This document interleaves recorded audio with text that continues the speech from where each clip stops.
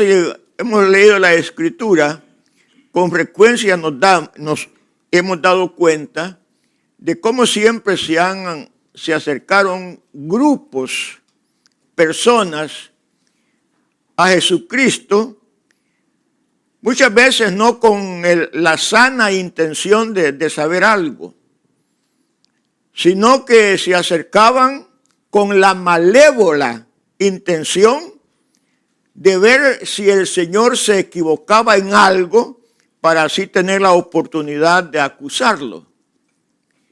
Y así hemos visto que se acercaban a él los ancianos, los sacerdotes, los fariseos, los discípulos de los fariseos y ahora los saduceos. Pero siempre llevaban ese mismo propósito, de agarrar al Señor en alguna falta. Le hacían preguntas que para ellos les parecía que el Señor no se las iba a poder contestar. Pero le iban a preguntarse al que es la fuente de la sabiduría y cómo el Señor no les iba a contestar sabiamente aquellas preguntas maliciosas que le llegaban a hacer. Aquí, hermanos, vienen a cuestionar al Señor sobre algo que respecta a la vida futura, a la vida en el más allá. ¿Qué le depara al hombre en el más allá? Y esto, hermanos, de la vida futura o lo que está más allá después de la muerte, es algo, hermanos, que ha estado inculcado en muchas culturas. En culturas antiguas ellos creían de diversas maneras, pero siempre tenían en mente de que había una forma de vida en el más allá, a nivel cultural. Así, por ejemplo, los egipcios, a sus reyes, a sus faraones, gente importante, la embalsamaban. Y no solamente eso, sino que les ponían allí en la sepultura lo que se ha llamado naves solares, para que pudieran viajar en los otros mundos en esas naves, embarcaciones. Pero para ellos, hermanos, en el otro mundo, que ellos se iban a levantar, e iban a poder viajar a través de otros mundos. Era la concepción que ellos tenían. Los antiguos griegos, se dice de que a los muertos les colocaban una moneda en la boca,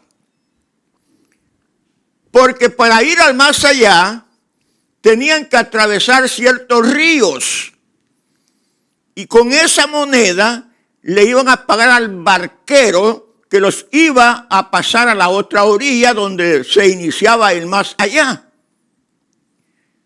Eso eran, y así, hermanos, todos los pueblos tenían diferentes concepciones acerca de la vida en el más allá. Pero ya en la realidad, en lo bíblico, nosotros tenemos que también los judíos, el pueblo judío, creía en la resurrección. Porque ellos tenían acá en las Escrituras palabras dadas por Dios en el Antiguo Testamento de que iba a haber una resurrección, iba a haber una vida en el más allá. Lo tenían bien documentado. En los profetas, en los salmos, estaba bien documentada la resurrección de los muertos, la vida en el más allá. Por ejemplo, en el Salmo 16:10 dice: porque no dejarás mi alma en el Seol, ni permitirás que tu santo vea corrupción. Eso no está hablando de levantarse de la tumba, de tener vida. Y más adelante dice en el Salmo 49, pero Dios redimirá mi vida del poder del Seol, porque Él me tomará consigo. Está hablando de un levantamiento, de una resurrección para estar con el Señor. Eso era, hermano, lo que tenían todos los judíos. Creían en la resurrección, menos los saduceos. Porque aquí dice que se acercaron los saduceos que no creen en la resurrección y eran judíos. Eran judíos, pero ellos no creían en la resurrección. Y la razón es que no creían en la resurrección, y ya lo vamos a explicar mejor más adelante. Pero ahora veamos qué dice el versículo 23. Aquel día vinieron los saduceos, que dicen que no hay resurrección, y le preguntaron, le hicieron una pregunta. Entonces está claro que los saduceos dicen que no hay resurrección. Ahora, ¿quiénes eran los saduceos? En la Biblia se menciona acerca de los saduceos. Bueno, entre los judíos habían varias sectas. Estaba la secta de los fariseos. Y estaba esta secta de los saduceos. Los saduceos, hermanos, era una secta no muy numerosa, por cierto. Eran más numerosos los fariseos. Porque los saduceos, en lo que respecta a lo social, eran la aristocracia entre los judíos. Eran la casta, la aristocracia, la gente pudiente, la gente con más influencia, la gente con más poder entre los judíos. Ellos formaban la casta sacerdotal. Casi todos los sacerdotes en esa época eran saduceos. Así como Anás, Caifás, eran saduceos. En el concilio de los judíos predominaban los saduceos. Eran los que más influencia tenían en el aspecto social, porque eran la aristocracia. A pesar, hermanos, de la importancia de los fariseos, pero comparados con los saduceos, los fariseos venían a ser los plebeyos. Cuando hay aristocracia siempre hay plebeyos. Los fariseos venían a quedar en esa categoría, dada la importancia aristocrática que tenían los saduceos. En lo religioso, los saduceos eran fundamentalistas religiosos. Fundamentalistas. Ellos solo creían en el Pentateuco, o sea, en los 5 libros de Moisés. No creían en el resto del Antiguo Testamento, a diferencia de los fariseos que sí creían. Pero los saduceos eran fundamentalistas, legalistas. Solamente los 5 libros de Moisés. Y por el hecho de que Moisés nunca habló de la resurrección. En los 5 libros de Moisés, Moisés nunca habló de la resurrección. Por esa razón, los saduceos no creían en la resurrección. Porque Moisés no la había citado, no había manifestado palabras claras acerca de la resurrección. Entonces, eso era en el aspecto religioso. En el aspecto religioso, ellos dominaban ahí el templo, la administración del templo, porque eran los sumos sacerdotes. Ellos dominaban el templo, de tal modo que aún la guardia que tenían ahí pertenecía a los saduceos. Entonces, tenían un gran dominio, una gran influencia. En lo político estaban a favor del dominio de los romanos. Cuando todos los pueblos judíos estaban en contra de eso, los saduceos sí, no estaban en contra de la dominación romana. ¿Pero por qué razón? Porque tenían una buena relación, tenían una dependencia de ellos. De tal manera que aún los romanos eran los que ponían a los sumos sacerdotes. Por ejemplo, Caifás, que era saduceo, fue puesto por el procurador romano. Estuvo un tiempo y después otro procurador romano lo quitó del puesto. Entonces eran los romanos los que ponían y quitaban a los sumos sacerdotes, no era Dios. Por eso, hermanos, los saduceos eran aborrecidos por el pueblo. Los aborrecían. En cambio, los fariseos eran más populares. Los saduceos eran aborrecibles, primero por los fundamentalistas que eran en los religiosos. No creían en los profetas, no creían en las otras escrituras. Y en lo político por estar asociados con los romanos. Entonces, esos eran los saduceos. Por eso tenían, hermanos, esa oposición. No solamente el pueblo no los quería, sino que había un choque también con los fariseos. Había una oposición con los fariseos. Los saduceos no creían en la resurrección, los fariseos sí creían en la resurrección. Y eso fue, hermanos, lo que en cierta ocasión aprovechó el apóstol Pablo. Cuando lo acusaron ante el concilio. En el libro de los Hechos, ya en el capítulo 23. Cuando Pablo está ante el concilio, que lo están acusando, cuando él ve a los del concilio, él se da cuenta que una parte del concilio eran fariseos y la otra parte del concilio eran saduceos. Y como Pablo era muy inteligente, entonces él en el concilio se levantó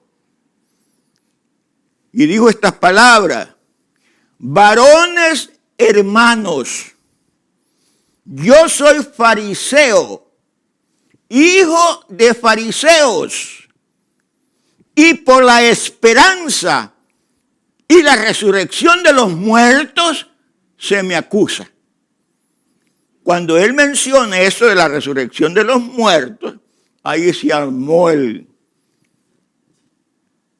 problema, la disensión entre saduceos y fariseos. Los fariseos aprobaron aquello que había dicho Pablo. Lo aprobaron, les gustó que había dicho que creía en la resurrección. Por eso más adelante, en ese mismo capítulo, los escribas de parte de los fariseos dijeron: ninguna culpa hallamos en este hombre, que si un espíritu o un ángel le ha hablado de esas cosas, veamos que no estemos resistiendo a Dios. Entonces, ahí aceptaron las palabras de Pablo. Creyeron de que un espíritu le había hablado y no hallaban ninguna culpa en él. Pero ahí, hermanos, se armó la discusión, que dice la Escritura que parecía que a Pablo lo iban a despedazar. Si fue una trifulca enorme. El tribuno se lo tuvo que llevar con soldados, porque si no lo despedazaban a Pablo. Pero Pablo, hermanos, fue astuto. Vio esa oportunidad y se aprovechó. Y ahí se pelearon saduceos y fariseos. Entonces, había eso, hermanos, de los saduceos y fariseos, esa oposición entre ellos. Pero en un punto sí estaban de acuerdo. En que tanto fariseos como saduceos odiaban a Jesucristo. Ese era el punto que los unía. Allí sí los dos estaban de acuerdo. Las dos sectas, los dos grupos estaban de acuerdo. Allí sí que eran amigos y se ayudaban los unos a los otros.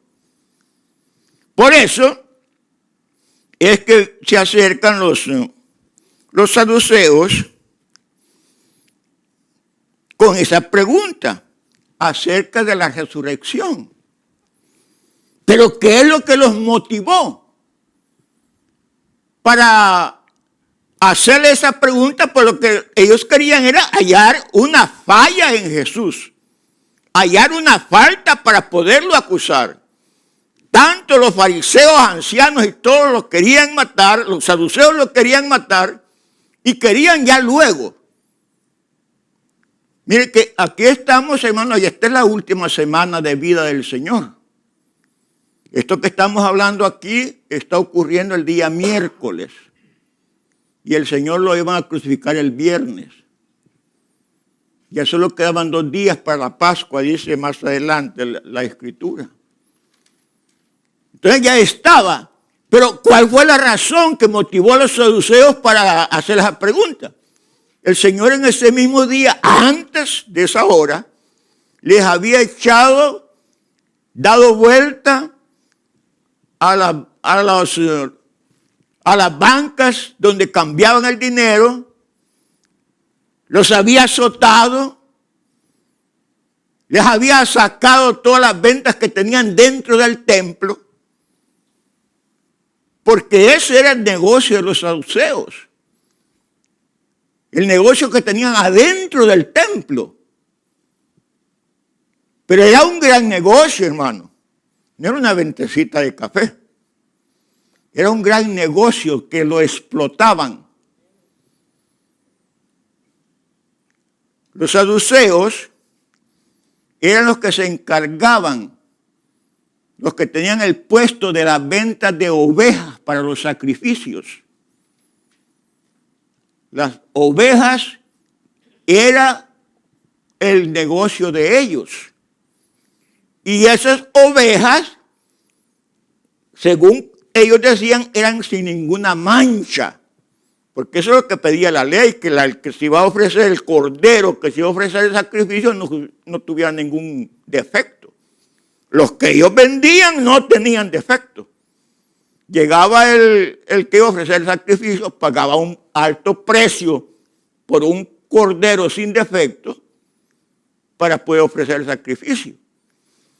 Pero si venía un campesino con su cordero para ofrecer el sacrificio, al solo presentarlo y que él venía con su cordero de su granja, de su casa, ese sí tenía defecto.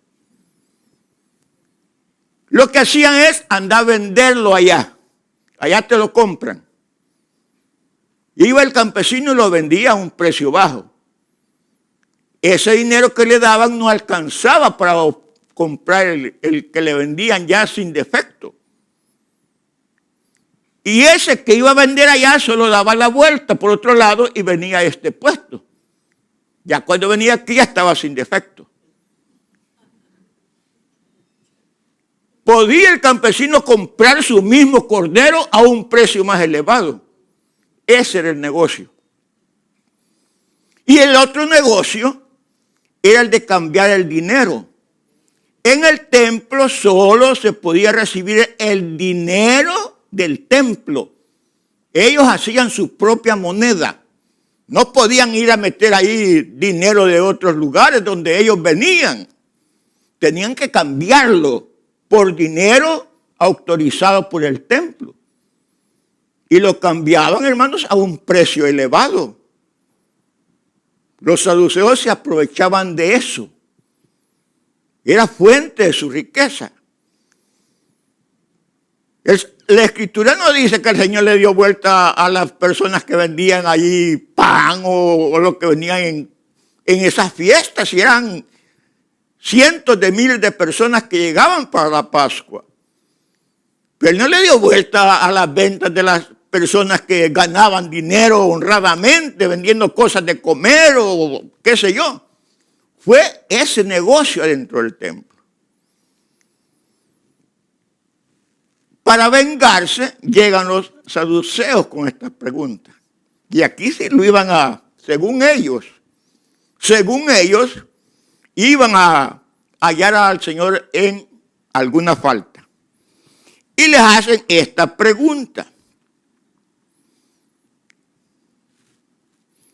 Maestro, Moisés dijo, miren que empiezan con dos cosas.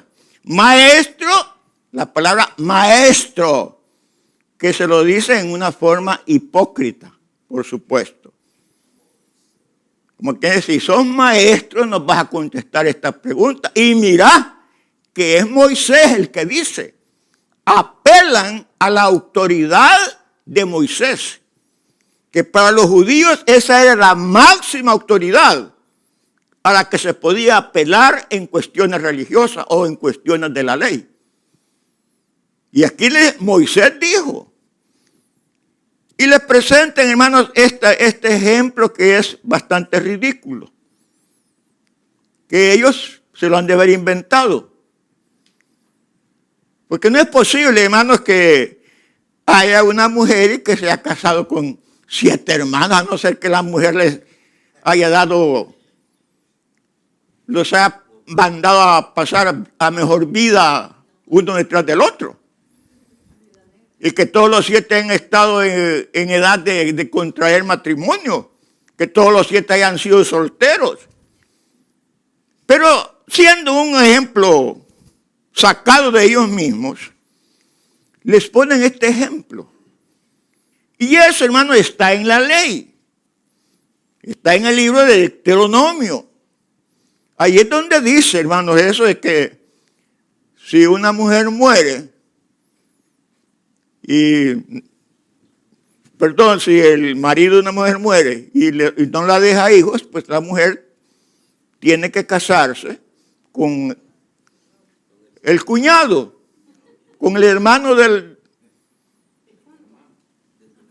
difunto. Entonces, hermanos, eso era aprobado por la ley, por Dios mismo. Se llamaba el levirato, matrimonio por levirato.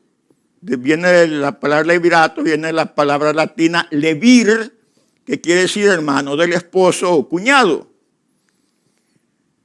Y era aprobado, hermanos, por Dios, de tal manera de que, si ustedes conocen bien el ejemplo de Ruth con Booz, ¿verdad? Ese matrimonio.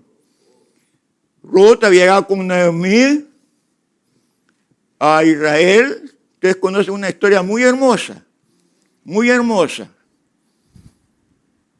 Cómo ocurrió el matrimonio.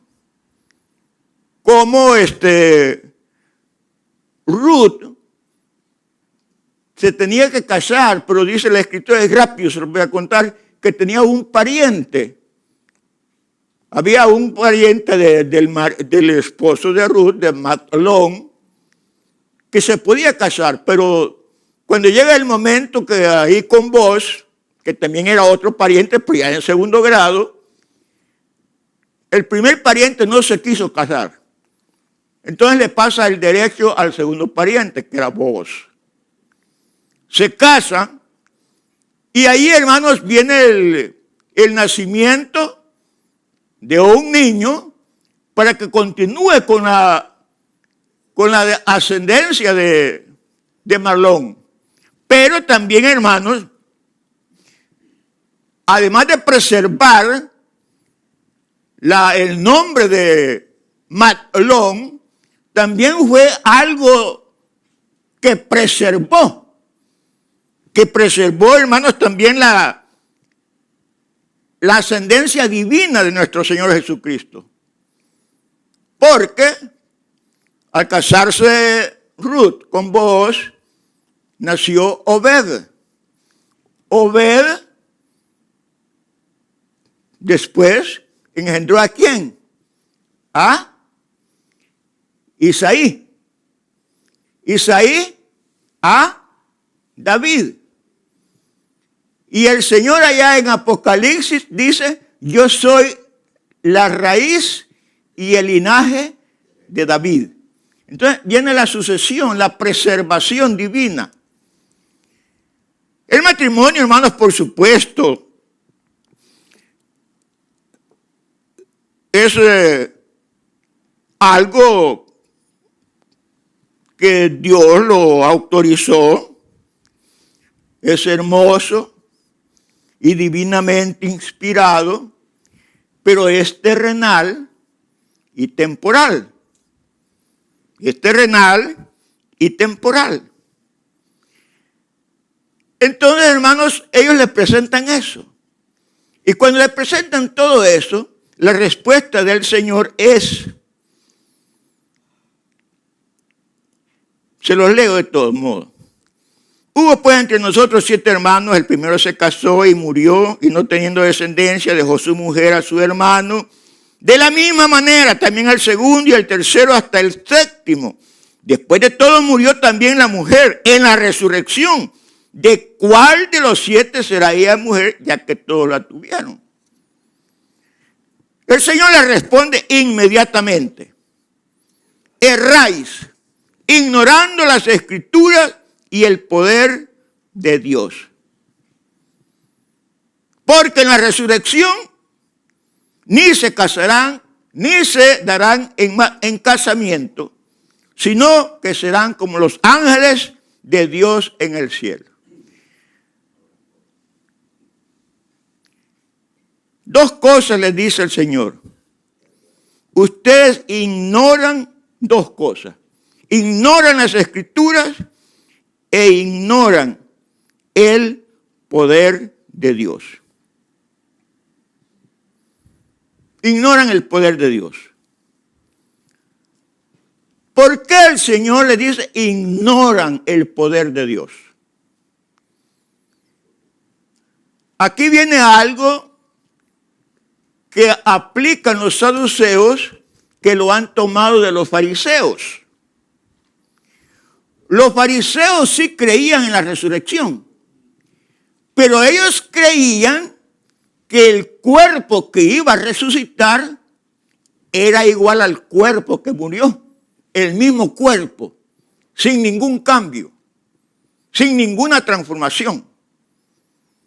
Enterraron un cuerpo y en la resurrección ese mismo cuerpo se iba a levantar, sin experimentar ningún cambio. Por eso es que le vienen al Señor con esa pregunta, porque para ellos el hombre y la mujer iban a seguir siendo los mismos.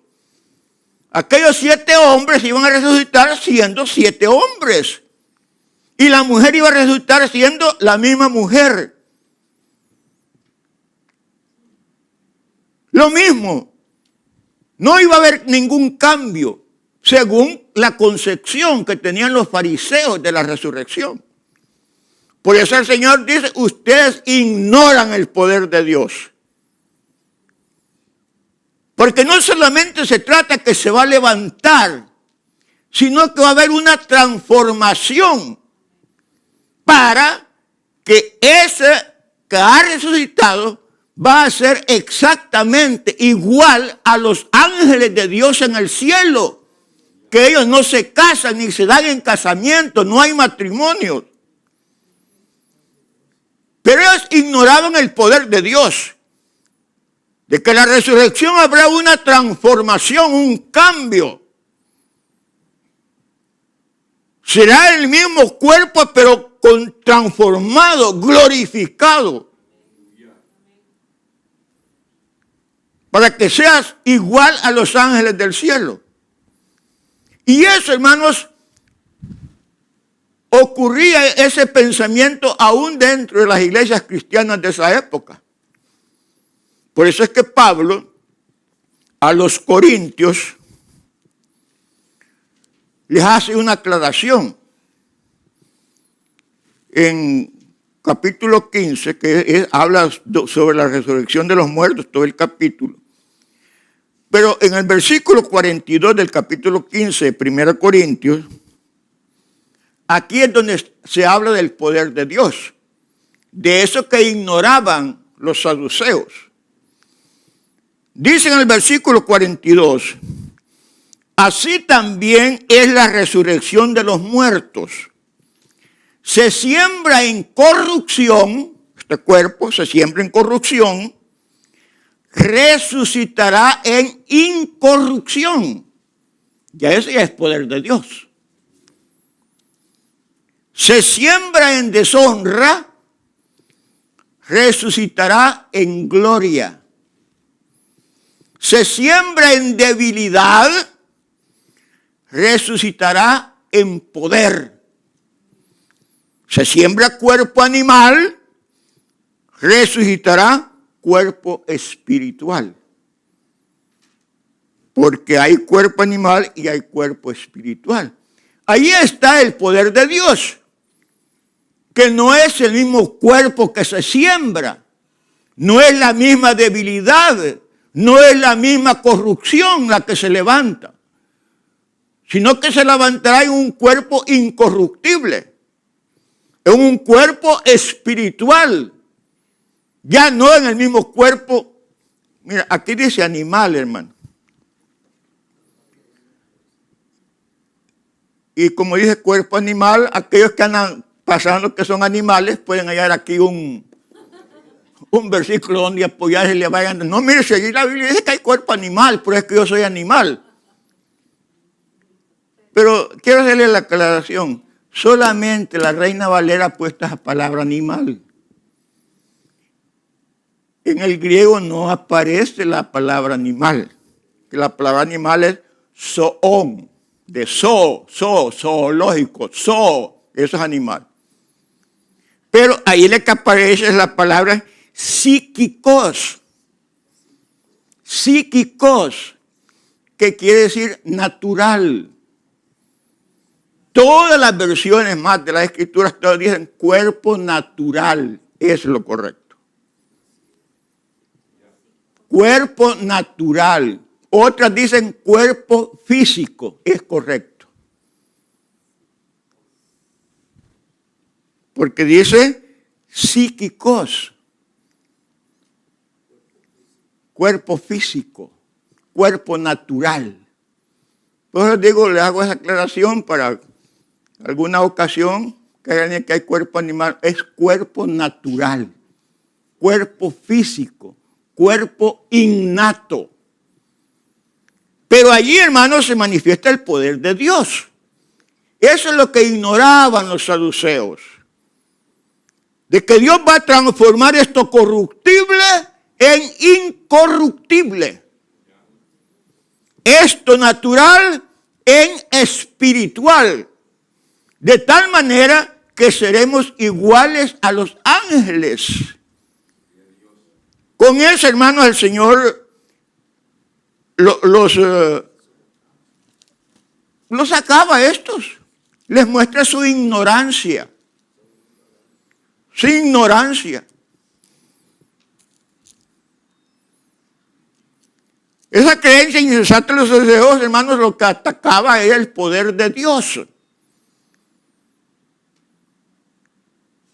No creían que Dios era poderoso para hacer un cambio, para levantar a alguien de la sepultura, a la voz al sonido de la trompeta, y que haya esa completa transformación para que pueda entrar a la presencia de Dios y vivir por la eternidad. Pero como los ángeles allá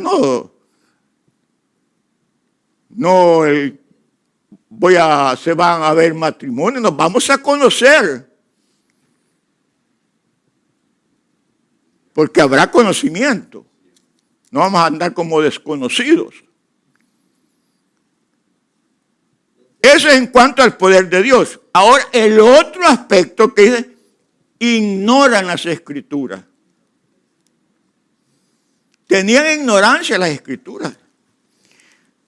A pesar de que Moisés no había hablado acerca de la resurrección, pero no habían visto esas palabras que el Señor les saca. Cuando Él les dice,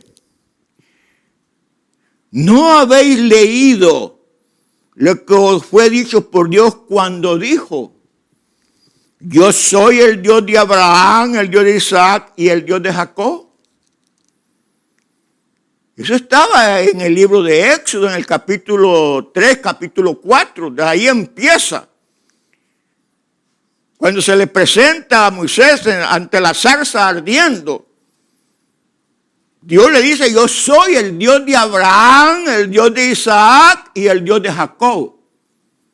Y más adelante le dice en el mismo capítulo, cuando vaya ante los ancianos, diles que te ha mandado el Dios de Abraham, el Dios de Isaac y el Dios de Jacob. Y se lo vuelve a repetir en el capítulo 4 del mismo Éxodo y muchas veces más adelante. Y a ellos ya habían muerto, por supuesto, tiempo atrás. Pero para Dios dice que estaban vivos.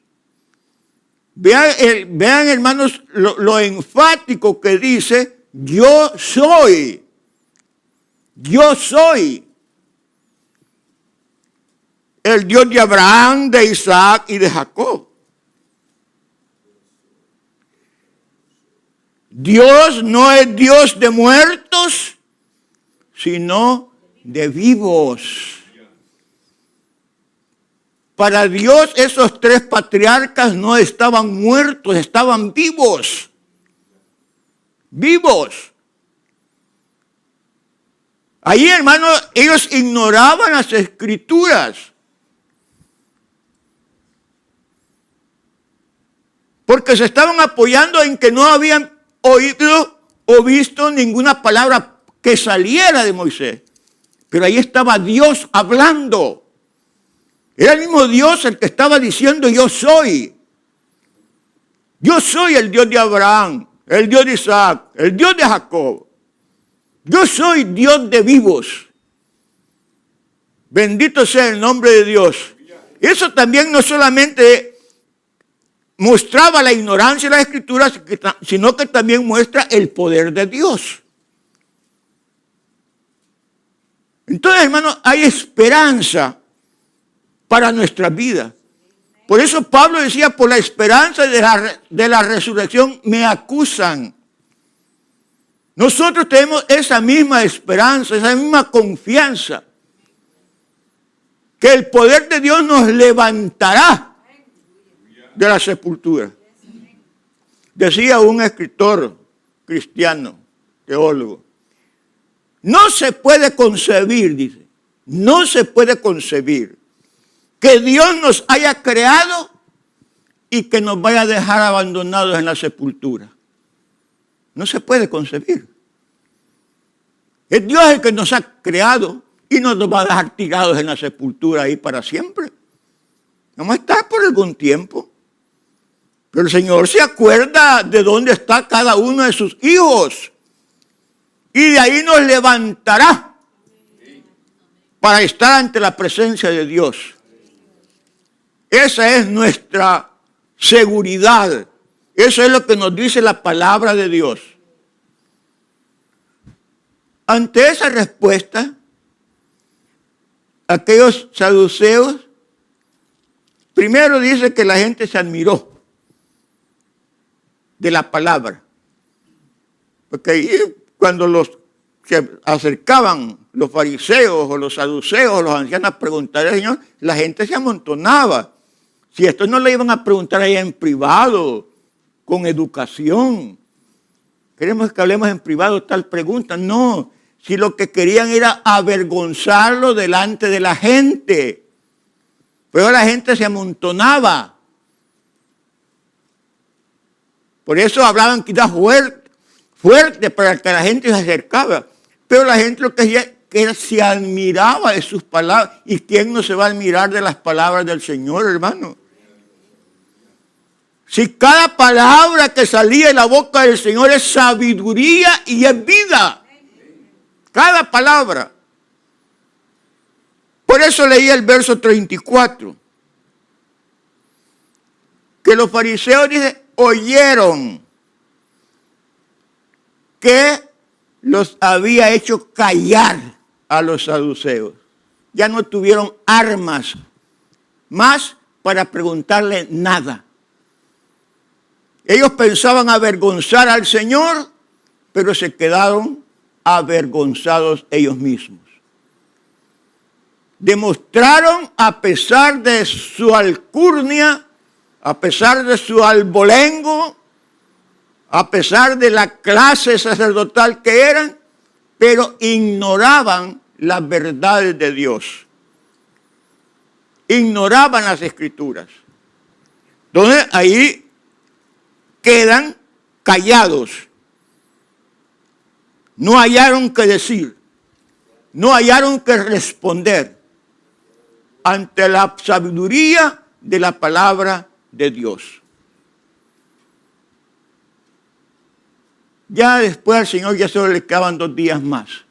Pero después todavía le sigue enseñando, aprovechando el tiempo que le quedaba para enseñar su palabra. El Señor nos está hablando estas mismas palabras a nosotros. Que no debemos de dudar en ningún momento de las palabras de nuestro Señor Jesucristo. La palabra de Él es vida para cada uno de los creyentes. Porque su palabra es vida y es espíritu. Y esa palabra es la que nos sostiene. Esa palabra es la que nos guía. Esa palabra es lo que nos da fortaleza y confianza y seguridad y consuelo en nuestros momentos, en nuestros días de angustia. Es la palabra de Dios. Por eso somos dichosos y bienaventurados, porque oímos a tiempo el consejo de la palabra de Dios. Lo oímos a tiempo. Y esa palabra a mí, hermanos, me consuela, a mí me fortalece, a mí me edifica, a mí, hermanos, me da, ¿qué más puedo decirles? Todo. Todo. Es nuestro consuelo, hermano. Amén, hermano. Dios les bendiga. Dios les bendiga.